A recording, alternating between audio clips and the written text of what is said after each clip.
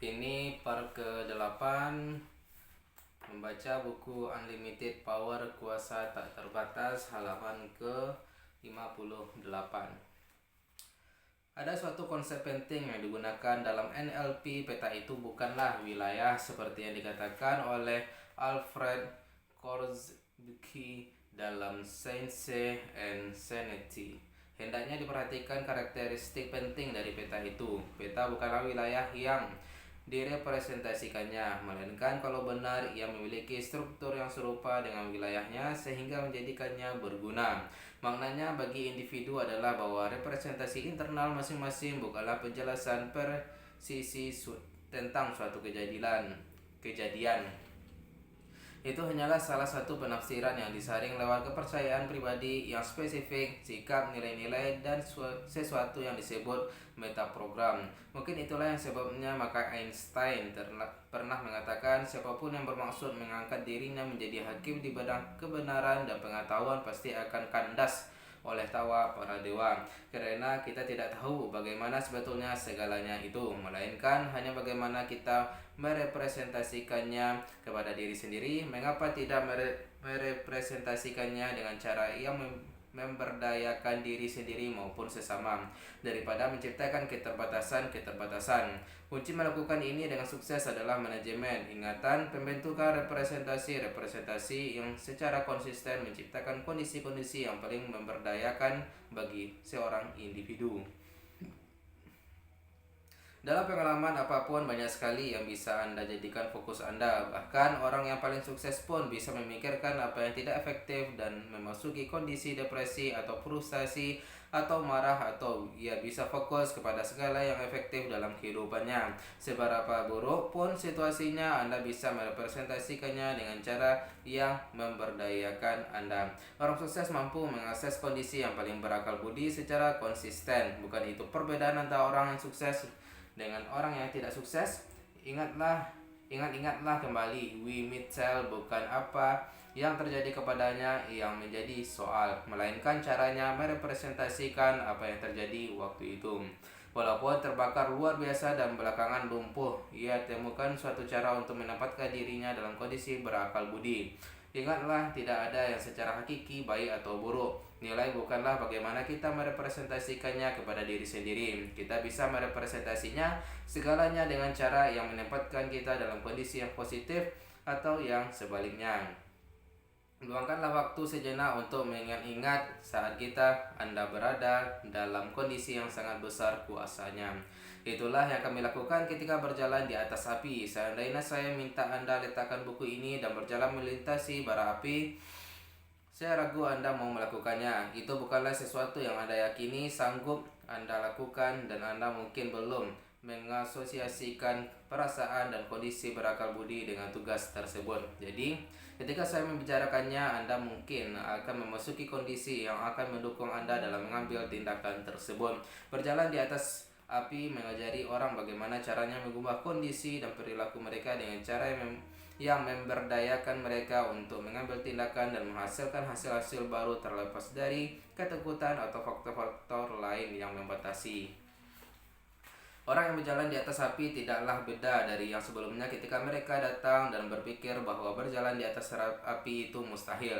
Tetapi mereka telah belajar mengubah fisiologi mereka, dan mereka telah belajar mengubah representasi internal mereka soal apa yang bisa dan tidak bisa mereka lakukan. Sehingga berjalan di atas api itu diubah dari sesuatu yang menakutkan menjadi sesuatu yang mereka tahu bisa mereka lakukan. Sekarang mereka tempatkan diri dalam kondisi yang sepenuhnya berakal budi, dan dari kondisi tersebut mereka bisa menghasilkan banyak-banyak tindakan dan hasil yang sebelumnya mereka cap mustahil. Berjalan di atas api membantu orang membentuk representasi internal tentang kemungkinan kalau hal yang tampaknya demikian mustahil ini hanyalah sesuatu keterbatasan dalam benak mereka. Kemustahilan apalagikah yang sebetulnya juga mungkin. Membicarakan soal kuasa kondisi itu suatu hal, mengalaminya sendiri adalah hal yang lain lagi. Itulah yang terjadi ketika orang berjalan di atas api, itu memberikan sebuah model baru kepercayaan dan kemungkinan, dan menciptakan perasaan internal atau asosiasi kondisi baru bagi yang bersangkutan, yang menjadikan kehidupannya lebih baik dan yang memungkinkannya berbuat lebih daripada yang sebelumnya dianggap mungkin. Itu dengan jelas mendemonstrasikan bahwa perilaku mereka adalah hasil dari kondisi mereka, sebab dalam sekejap dengan mengadakan perubahan-perubahan dalam bagaimana mereka merepresentasikan pengalaman itu kepada diri sendiri, mereka bisa menjadi demikian yakinnya sehingga sanggup mengambil tindakan yang efektif. Jelas bahwa ada banyak cara untuk melakukan ini. Berjalan di atas api hanyalah salah satu cara dramatis sekaligus menyenangkan yang jarang sekali dilupakan orang. Jadi kunci menghasilkan hasil-hasil yang Anda inginkan adalah merepresentasikan segalanya kepada diri sendiri dengan cara yang menempatkan Anda dalam kondisi yang demikian berakal budinya sehingga Anda diberdayakan untuk mengambil jenis-jenis dan kualitas tindakan yang menciptakan hasil-hasil yang Anda inginkan. Tidak melakukan ini biasanya akan berarti gagal, bahkan dalam mengupayakan apapun yang Anda inginkan itu, atau paling banter upaya setengah hati yang akan menghasilkan hasil-hasil yang juga setengah-setengah. Kalau saya mengatakan kepada Anda, ayo berjalan di atas api, stimuli yang saya hasilkan bagi Anda dalam perkataan dan bahasa tubuh naik ke otak Anda, di mana Anda membentuk suatu representasi. Kalau Anda membayangkan orang yang hidung ditindik, mengambil bagian dalam semacam ritual mengerikan, atau orang yang terpanggang, Anda tidak akan memasuki kondisi yang baik. Kalau Anda membentuk representasi berupa diri sendiri terbakar, kondisi Anda bahkan akan lebih parah lagi. Tetapi seandainya Anda bayangkan orang bertepuk tangan dan menari-nari serta merayakan bersama-sama, seandainya Anda melihat pandangan sukacita dan kegembiraan total, Anda akan memasuki kondisi yang sangat lain. Seandainya Anda melihat representasi berupa diri sendiri berjalan dengan sehat dan dengan penuh sukacita, dan seandainya Anda mengatakan, betul, aku mutlak bisa melakukan ini, dan menggerakkan tubuh Anda seolah-olah Anda sepenuhnya yakin, maka sinyal-sinyal neurologis itu akan menempatkan Anda dalam kondisi di mana Anda akan kemungkinan besar mengambil tindakan dan berjalan. Demikian pula lah halnya dengan segalanya dalam kehidupan ini. Kalau kita representasikan kepada diri sendiri bahwa segalanya tidak akan berhasil, ya segalanya tidak akan berhasil. Kalau kita bentuk representasi bahwa segalanya akan berhasil, kita ciptakan sumber-sumber daya internal yang kita butuhkan untuk menghasilkan kondisi yang akan mendukung kita dalam menghasilkan hasil-hasil positif. Perbedaan antara Ted Turner, Lila Koka, W. Mitchell dengan orang lainnya adalah bahwa mereka representasikan dunia sebagai tempat di mana mereka bisa menghasilkan hasil apapun yang paling mereka inginkan. Jelas bahwa bahkan dalam kondisi terbaik pun kita tidak selalu menghasilkan hasil-hasil yang kita inginkan. Tetapi ketika kita ciptakan kondisi yang tepat, kita ciptakan peluang yang besar sebesar mungkin untuk menggunakan segala sumber daya kita yang efektif. Pertanyaan berikutnya yang logis adalah, kalau representasi internal dan fisiologi itu bekerja sama menciptakan kondisi di mana keluar perilaku, apakah yang menentukan perilaku spesifik tertentu yang kita hasilkan ketika berada dalam kondisi tersebut? Seseorang dalam kondisi kasih mungkin akan merangkul Anda, sementara yang lain hanya mengatakan ia mengasihi Anda.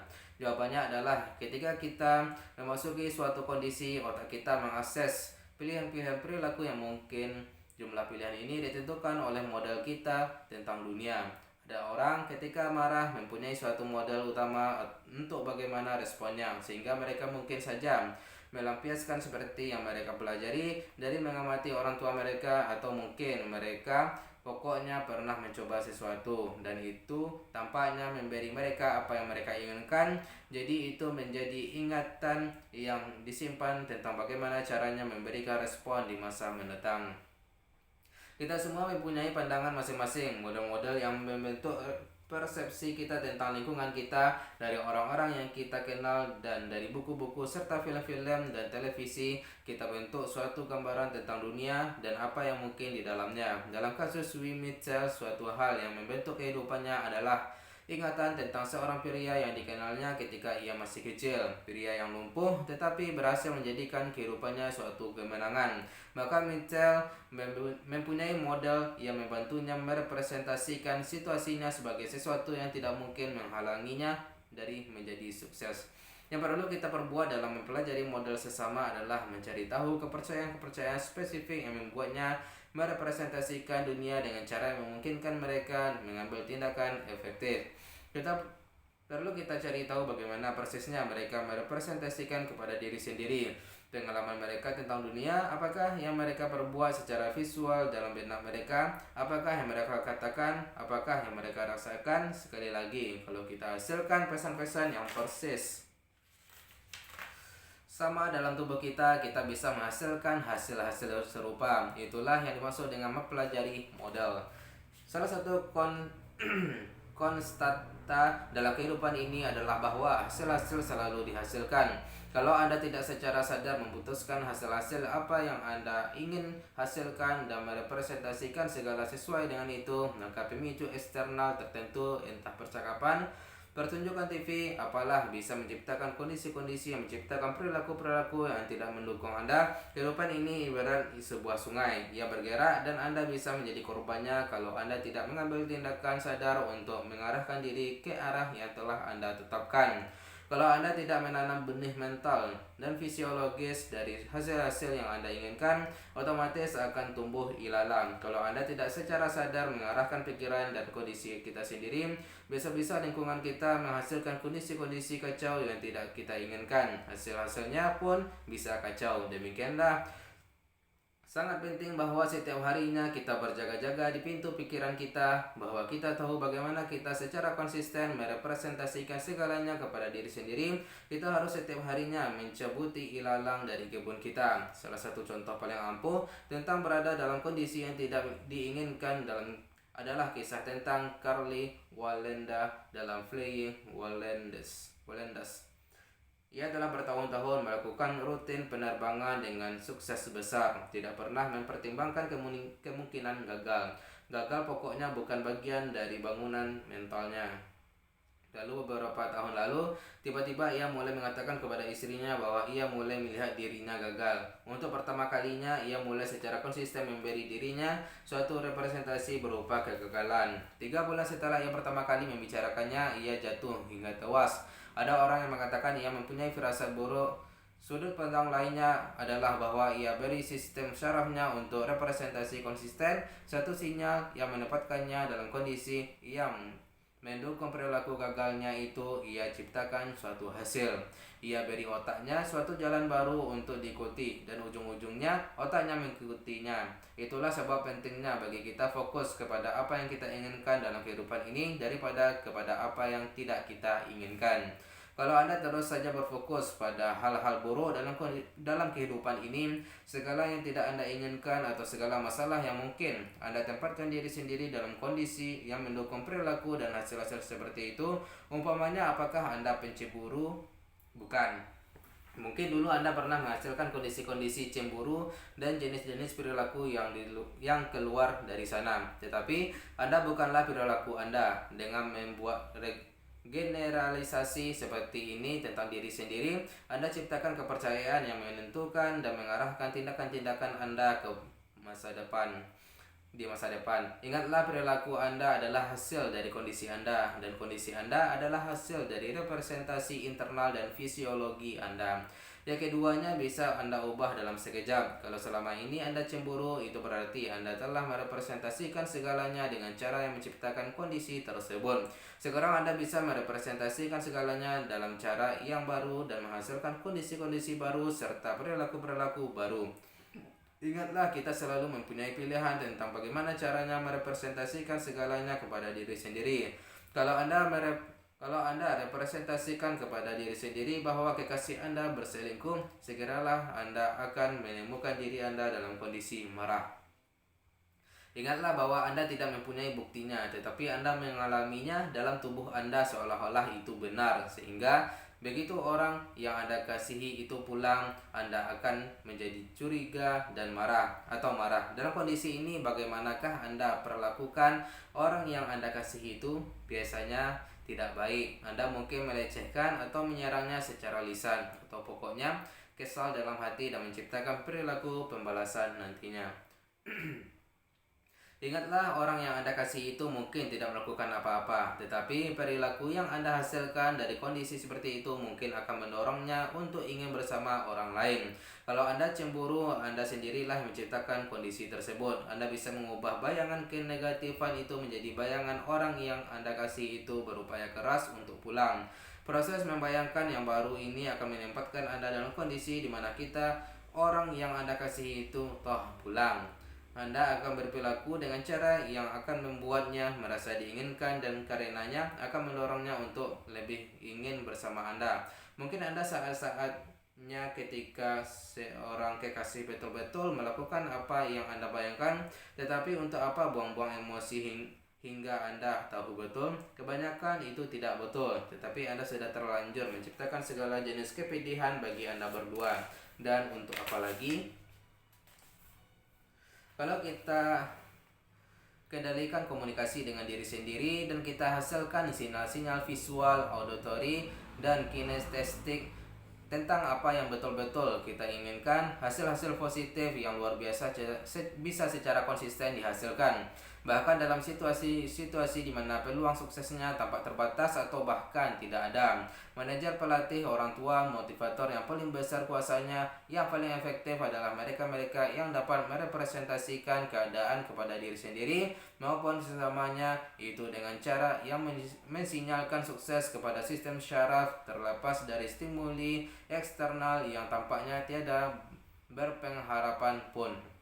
Mereka jaga diri sendiri maupun sesamanya dalam kondisi sepenuhnya berakal budi sehingga mereka bisa terus mengambil tindakan hingga meraih sukses. Anda mungkin pernah mendengar tentang Mel Fisher. Dialah orang yang selama 17 tahun mencari harta terpendam di bawah permukaan laut. Akhirnya menemukan emas perak berharga lebih dari 400 juta dolar. Dalam sebuah artikel yang saya baca tentangnya, salah seorang awaknya ditanya mengapa ia bertahan sedemikian lama. Ia menjawab bahwa Mel pokoknya mampu membuat orang-orang bersemangat.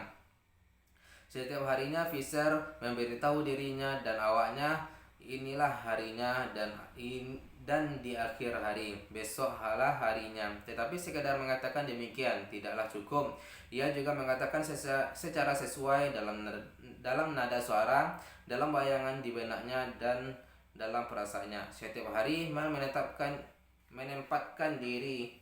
menempatkan dirinya dalam kondisi sehingga ia terus mengambil tindakan sehingga ia sukses. Dialah contoh klasik dari rumusan sukses paling hakiki. Ia tahu betul ia ambil tindakan, ia belajar dari apa yang berhasil, dan seandainya tidak berhasil ia coba yang lain hingga sukses. Itu saja dulu guys. Besok kita akan sambung ke halaman 64. Sekian. Bye bye.